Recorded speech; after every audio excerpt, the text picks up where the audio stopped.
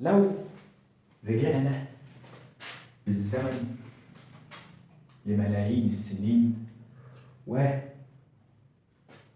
وبالتحديد في يوم 20 يوليو 1822، كان هناك قرية بها عائلة، يعني فيها عائلة. العائلة ديت كانت عيلة فلاح بسيطة كده، ناس بسيطة فلاحين عندهم مزرعة عايشين حياة سعيدة. في اليوم ده بالذات بقى جه عالم هو ما كانش عارف ان هو عالم. حلو، اسمه مندل. اسمه ايه؟ مندل. جاء العالم يوهان مندل. اسمه ايه؟ مندل ولد 20 يوليو 1822 في عائلة بسيطة فلاحين. حلو، عندهم مزرعة صغيرة عايزين يعيشوا وخلاص. حلو، فلما مندل كبر شوية أهله قالوا له أنت لازم والله تبدأ بقى تنزل معانا المزرعة كده بقى وتمسك الفاس وتشتغل كده، عايزين نعيش وناكل يا ابني. فقال لهم لا، أو ألف لا، أنا مش عايز أبقى فلاح. أنا مش عايز أبقى إيه؟ أبقى فلاح. ما أنت عايز تبقى إيه يا ابني؟ قال لك أنا عايز أكمل دراستي وأبقى حاجة محترمة. قالوا له بعد جدال ومش عارف حاجات كتير كده، بس قالوا له ايه؟ ماشي، روح كمل دراستك وشوف اللي انت عايزه. ف هو مش عايز يبقى ايه؟ مش عايز يبقى فلاح. ففكره الفلاح هو مش عايز يبقى فلاح، ما عايز يبقى ايه؟ عايز يكمل دراسته. حلو. فهو بقى عشان يكمل دراسته فراح الجامعه دي وخلص الجامعه دي، وراح الجامعه دي وخلص الجامعه دي، وراح الجامعه دي. بعد ما خلص الدنيا دي كلها لقى ان المعيشه صعبه وان هو مش هيقدر يكمل وكده. بس فكر تفكير تاني. الراجل ده كان معقد، يعني مش معقد دينيا، يعني ايه؟ كان عنده غريزه في الدين، اللي هو كان بيركز في الدين وكان بيعمل كل حاجه في الدين. فقال لك انا ممكن اترهبن. اه. مندل قال لك انا هترهبن. يعني ايه هتترهبن؟ يعني هبقى راهب. راهب ليه يا مندل؟ لما سالوه قال له انا هبقى راهب علشان انا بحب الدين وكده ومتعلق بالدين. طب الفكره الثانيه؟ قال لك الفكره الثانيه ان انا بص بقى، الناس اللي هم دولت هيساعدوني ان انا اكمل دراستي، هيساعدوني ان انا ايه؟ اكمل دراستي. حلو. ففي عام 1856 راح مندل بقى. ما هو اترهب من ساعه ما راح الجامعه ومش عارف بقى وخلص، واترهب انه عايز يكمل دراسته. فراح بقى لما اترهب راح للناس اللي هم هيساعدوه ان هو يترهب. حلو. فلما راح للناس اللي هم هيساعدوه ان هو يترهب قال لهم بقى انا عايز بقى، قصدي هيساعدوه ان هم يكمل دراسته كده ويترهب. فعايز بقى الناس اللي هم الرهبانين اللي زيه يساعدوه ان هو يبقى حاجه حلوه يعني. فقال لهم انا عايز اجرب شويه تجارب كده عشان اشوف التهجين واشوف حاجات كده انا نفسي اشوفها. حلو. فقال له انت عايز ايه يعني؟ قال له انا عايز شويه فئران. قال لهم انا عايز ايه؟ شويه فئران؟ قالوا له اه. قالوا له بص، هو انت توجع دماغنا؟ قال لهم والله مش عايز اوجع دماغكم، بس انا عايز فئران عشان اجرب يعني تجربتكم، ده تجربتي. فقالوا له لا، انت اصلك ايه؟ قال لهم يعني ايه اصل ايه؟ قالوا له انت مش اصلك فلاح؟ قال لهم اه انا اصلي فلاح. قالوا له بص، انت عندك المزرعه اللي قدامك دي كلها، اعمل فيها اللي انت عايزه كله، اعمل فيها مبادئ. قال لهم بس يعني انا اصلي فلاح، بس انا ما اعرفش بيزرعوا ازاي ولا اعرف اي حاجه. قالوا له اعمل. فالواد بقى يا عيني اتصدم، بس ايه؟ كان على نيته يعني. فعمل ايه؟ طلع بيته، لبس الجلابيه بتاعته، جلابيه الفاس بتاعه، ونزل الارض، ولع، عمل كوبايه شاي على الكرسي بتاعه. قال لك انا ما بعرفش ازرع، بس انا عندي حاجه ممكن ازرعها. قعد لما قعد يفكر كده قال لك انا هزرع نبات اسمه نبات البازلاء او البسله. اسمه نبات الايه؟ البازلاء. يبقى بدأ ان هو يزرع نبات البازلاء زراعه نبات البازلاء. كان امتى؟ كان 1856 او بدايه علم الوراثه. بدايه ايه؟ علم الوراثة. طيب يبقى بداية علم الوراثة كان 1856. فلما قعد كده يعني وناس قعدت جنبه، كان عنده بقى شوية صحاب كده قعدوا جنبه، فصحابه دول بقى جم حكوا لي. حلو. قالوا له انت ليه زرعت نبات البسلاء؟ يعني خصوصا البسله، ما انت عندك انواع كتير من النباتات، ليه البسله بالذات؟ قال لهم والله علشان البسله دي، بص يا جماعه، علشان البسله ديت انا لما هزرعها واعمل عليها التجارب بتاعتي فالتجارب بتاعتي ما نفعتش، فانا ممكن اخد البسله ديت اطبخها واكلها وخلاص، يبقى انا ما خسرتش حاجه. قال لهم اه صح ماشي، بس يلا علميا ده النجوم صحابه قالوا لي، بس علميا بقى سبب اختيار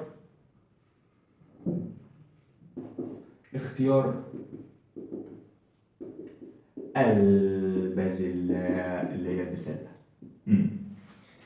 اول حاجه من سبب اختيار البسله ان هي قال لك انا حاجه سهله ان انا ازرعها، ما بعرفش ازرع، فدي سهله ان انا ازرعها، هحط البذره وهتطلع، وكمان ان هي هتنمو بسرعه فهتطلع بسرعه، فهعمل التجارب بتاعتي بسرعه. فقال لك اول حاجه سهوله زراعتها. تاني حاجه يا مندل ايه؟ قال لك سرعه نموها. سرعه ايه؟ نموها. طيب تالتة ايه بقى يا عم مندي؟ التالتة مندي مين بس؟ مندل، هنسميه مندي. عمك مندل بقى لما فكر في التالتة لقاها زهرة. الزهرة بتاعتها ايه؟ خنثى. يعني ايه خنثى؟ يعني ايه يا مستر زهرة خنثى؟ تعالى انا اقول لك يعني ايه زهرة خنثى. انت عندك اول حاجة انت عارفها ان الزهرة بتتكون من ايه يا ولد؟ قال لك بتتكون من كأس، تويج، زي تويج، طالع، متاع. اي زهره في العالم بتتكون من كأس تويج طالع متاع. كأس تويج طالع متاع. ايه هم الكأس تويج طالع متاع؟ لو احنا مسكنا الزهره دي، قال لك الزهره دي هي اصلا بتتكون من ايه؟ من كأس تويج طالع متاع. فين الكأس والتويج طالع متاع؟ الكأس اللي هو الحته دي اللي هي ماسكاها من تحت دي اسمها الكأس. طب التويج ده لون الزهر، لونه احمر ازرق اخضر، ده الزهره بتاعتها دي اسمها ايه؟ التويج. طيب الطالع بقى البتاع الاصفر اللي انت شايفه قدام عينك ده، اما المتاع البتاع اللي جوه ده. طيب ايه برضه دول؟ قال لك الكاس، انت شفت التوجين، انت شفت الطلع. قال لك الطلع دي الاعضاء المذكره في الزهره اللي هم ايه؟ اللي هو فيه حبوب اللقاح والخيط، هتشوفهم برضه دلوقتي. تاني حاجه المتاع اللي هو اعضاء التذكير في الانثى. اعضاء التذكير في الايه؟ في الانثى اللي هو المتاع بيبقى فيه ايه؟ قلم وميسم ومبيض. حلو قوي يا مستر، دي الزهره. طب انت ما قلتليش ايه بقى الزهره الخنثى دي؟ قال لك انت ما عندكش في الحقيقه نوع واحد من الازهار اللي هي الزهره الخنثى، انت عندك في زهره مذكره وزهره مؤنثه وزهره خنثى. طب ما تشرح لي واحده واحده كده مين دولت؟ قال لك انا اول حاجه اشرحها لك الزهره المذكره. ايه الزهره المذكره يا مستر؟ تعالى نرسمها. قال لك الزهره المذكره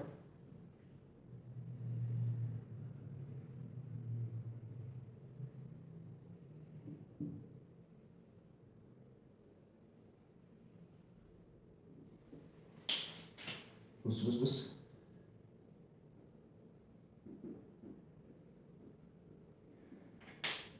دي الزهره المذكره. مذكره يا مستر يعني فيها اعضاء التذكير بس، اللي هو فيها الطلع بس. يبقى الزهره المذكره فيها طلع فقط. فيها ايه؟ طلع فقط، يعني ما فيهاش متاع. يعني ايه طالع فقط؟ يعني فيها خيوط وفيها حبوب لقاح. ممكن الخيط ما يبقاش موجود بس فيها خيوط وفيها حبوب لقاح. طالما فيها حبوب لقاح يبقى دي زهره مذكره. حلو يا مستر، حلو قوي. طيب ايه الزهره المؤنثه بقى وايه الزهره الخنثى؟ قال لك الزهره المؤنثه لو جينا رسمناها نفس الكلام اهو،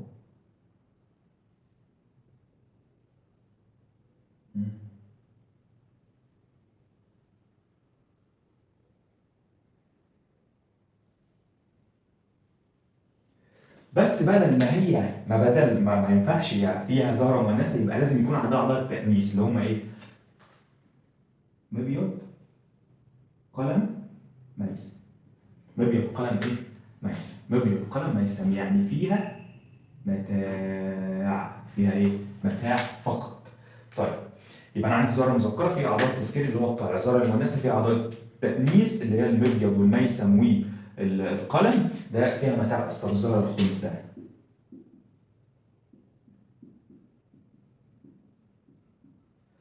قال لي الزهره الخنثى فهي عندها ايه؟ الطلع والمتاع مع بعض. الطلع والمتاع مع ايه؟ مع بعض، يعني عندها اعضاء مذكره وعندها اعضاء مؤنثه الاثنين مع بعض. طب تيجي نرسمها، تعالى نرسمها اهي.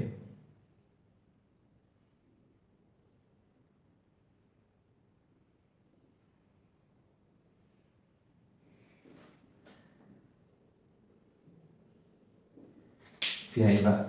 فيها مبيض اهوت، فيها ميسم، قصدي فيها قلم وفيها ميسم، فيها حبوب اللقاح او الخيوط اهيت بس لازم تكون اطول شويه، فيها حبوب اللقاح.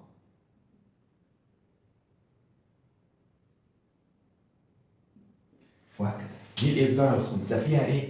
فيها طلع زي المتاع اللي هم اعضاء التذكير واعضاء التانيث. يبقى انا فهمت ان الزهره بيبقى فيها ثلاث انواع، يا زهره مذكره يا مؤنثه يا خنثى. الزهره اللي انا لسه موريها لك قدامك دي زهره خنثى، لانها فيها ايه؟ حبوب لقاح وفيها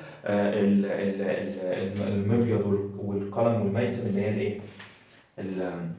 اعضاء التانيث. طب الزهره الميته اللي قدامك ديت، بص احنا لو فتحناها شويه كده هنلاقي فيها ايه؟ خيط وحبه لقاح او حبوب اللقاح، فدي زهره مذكره مش مؤنثه. زهره مذكره مش مؤنثه. فهمت ازاي؟ فهمت ازاي. طب مستر، هو ازاي الزهر بيطلع زهره جديده؟ او مستر، هم ازاي بيتجوزوا يا مستر؟ هقول لك تعالى هقول لك. بس بص، هم مش ازاي بيتجوزوا، هم ازاي بيتلقحوا او بيحصل التلقيح ازاي. تعالى هقول لك بقى في الحته دي. قال لك انا عندي نوعين من التلقيح، في تلقيح ذاتي وتلقيح خلطي. يعني ايه ده ويعني ايه ده؟ التلقيح الذاتي يعني حاجه بتعمل او بتلقح نفسها ذاتيا. ازاي؟ يعني بتعمل كل حاجه بنفسها. فمين اللي هيعمل؟ مين اللي هيلقح نفسه ذاتي؟ اكيد اللي عنده اعضاء مذكره وعنده اعضاء مؤنثه في نفس الوقت، زي مين؟ الزهره الخنثى. بس يبقى الزهره الخنثى بتعمل تلقيح ذاتي لانها عندها اعضاء التذكير واعضاء التانيث معا. حلو، يبقى مين اللي بيعمل تلقيح ذاتي؟ هي الزهره الخنثى. طيب مين اللي بيعمل تلقيح خلطي؟ لازم اجيب زهره مذكره وزهره مؤنثه واجوزهم يا مستر يطلع لي يعمل لي تلقيح خلطي. دي زهره مذكره زائد مؤنثه. فهمت يعني ايه التلقيح الخلطي ويعني ايه التلقيح مش خلطي او الذاتي او كده؟ طيب يبقى تعالى نرجع تاني بقى لسبب اختيار نبات البسلاء اللي عم مندل اختار. قال لك لسهوله زراعه، لسهوله انواع، ان الزهره خنثى. رابع حاجه بقى ان انا كمان ممكن اجيب ذكر النبات البسلاء وانثى نبات البسلاء واخد حبوب اللقاح منها، واخد حبوب اللقاح من الذكر واحطه على الانثى بايدي كده صناعيا، سهله. حلو، فعلشان كده اختارها برضو ان هي سهوله تلقيح الصناعي. حلو يا مستر، حلو. خامس حاجة إن نبات البسلاء بتنتج نباتات كبيرة أو كتير قوي. بتنتج نباتات إيه؟ كتير قوي. يبقى إنتاج نباتات كثيرة. طيب سادس حاجة قال لك إن هي اصنافها انا بقدر اميزها بالعين المجرده. ممكن اصنف مثلا القرن بتاعها لونه اخضر ولا اصفر، اصنف الزهره بتاعتها لونها ايه بالظبط، فممكن اصنفها بعيني. يبقى سهوله او سهوله ايه؟ معرفه تصنيفها.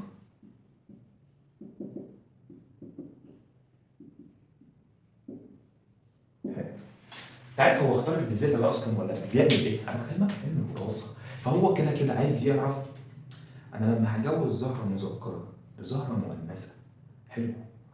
النسل اللي هيطلع هيشترك في انهي صفه بالظبط؟ هياخد الصفه دي من الاب ولا هياخد الصفه دي من الام ولا ايه الكلام؟ حلو. فهو بيدور على الصفه، بيدور على الايه؟ الصفه. يعني ايه صفه يا مستر؟ مستر يعني ايه صفه؟ يعني ايه صفه؟ تعالى اقول لك يعني ايه صفه يا حبيبي. قال لك والله الصفه دي عندي نوعين. الصفه دي عندي ايه؟ نوعين. يا اما صفه، يعني صفه انت ورثتها. حلو. حلو. يعني صفه موروثه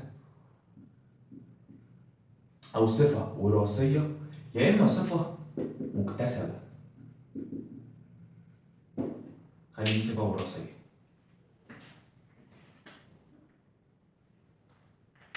خلي دي صفه ايه؟ وراثيه. يعني ايه صفه وراثيه؟ يعني ايه صفه مكتسبه؟ صفه وراثيه يعني انت خدتها من الام والاب، خدتها من الوالد والايه؟ والوالده، فدي بسميها صفه وراثيه. يعني مثلا زي لون العين مثلا، انت اكتسبته من مامتك، اكتسبته من والدك كده. طولك، وزنك، اي حاجه، دي صفه ايه؟ وراثيه. صفه وراثيه زي زي دي بتتاخد من الاب والام. طب الصفه المكتسبه انت بتكتسبها من الحياه. مثلا انت دلوقتي واحد ما بتعرفش تلعب كوره. حلو. هنفترض مين اللي ما بيعرفش يلعب كوره؟ الاسطوره مثلا ميسي. حلو.